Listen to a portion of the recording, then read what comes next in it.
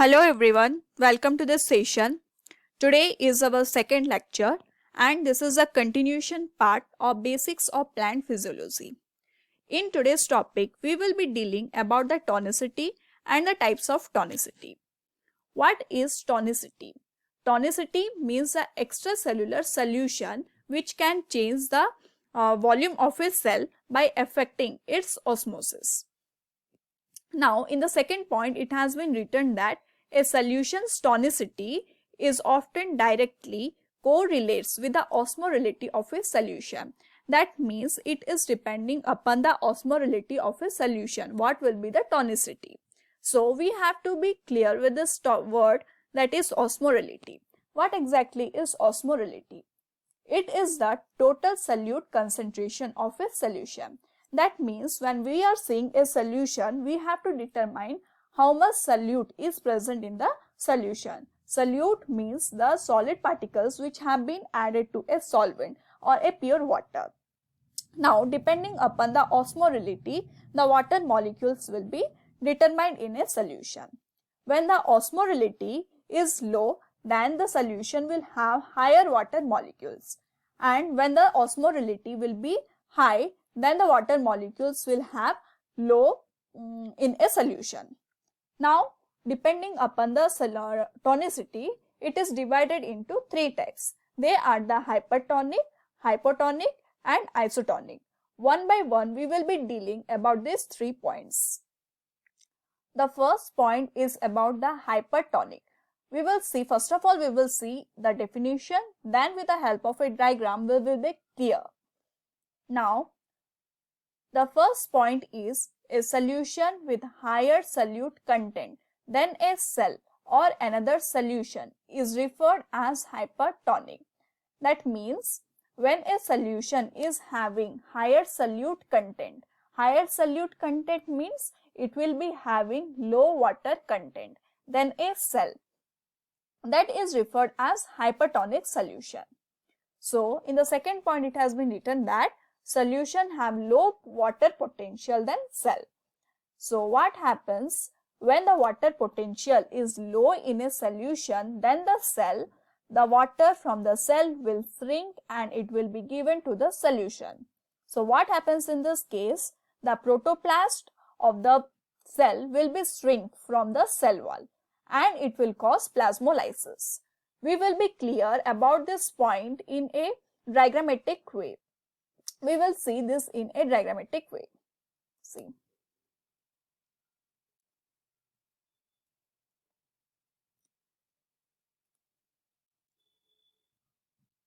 In a beaker, there is a solution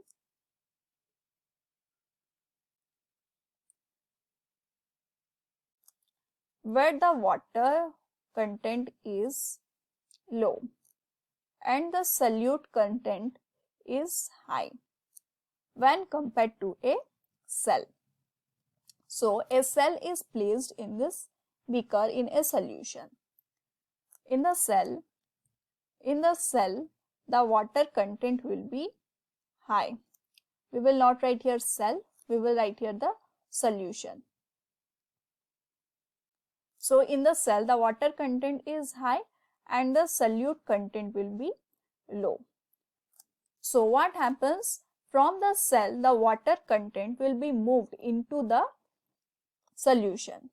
So, here what happens? When the water content from the cell will be taken out from the cell to the solution, the cell will be shrinked and this is known as plasmolysis. So, in case of hypertonic solution, the cell will be plasmolyzed. Now, we will see the another term, that is hypotonic. What exactly is hypotonic? It is the opposite of hypertonic. What happens in case of a hypertonic? The water content was more in the cell as compared to the solution. So, what was happening? The water content from the cell was given out to the solution. That is the reason the cell was plasmolyzed by giving the water content. In case of hypotonic, what happens? The solute concentration will be low in the solution. So when the solute concentration is low, the water molecules will be higher in the solution than the cell. So what happens when we place a cell in a hypotonic solution? The water content from the solution will be entered into the cell. So the cell will be swelling up when placed in a hypotonic solution. That is the reason the cell will create some pressure which is known as turgor pressure. So the cell will become turgid. This point also we will be seeing in with the help of a diagram.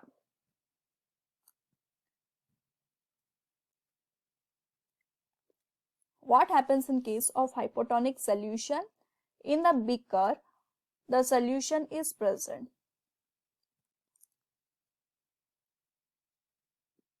Solution is present here, and the water content will be more and the solute content will be low in case of a solution, and the cell, in case of a cell, the water content will be low and the solute content will be high. So when a cell is placed in a hypotonic solution, when a cell is placed, what happens? Water molecules will be given inside the cell. Water will enter inside the cell. That is the reason the cell will become swell and it will give a pressure that is known as turgor pressure. It will give a turgor pressure. So the cell will become when cell is placed in a hypotonic solution, the cell will become turgid.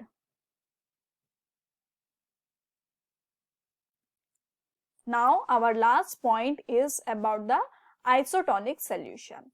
What happens in case of an isotonic solution? The content of solute and solution in the solution, content of solute in the solution will be same as compared to the cell.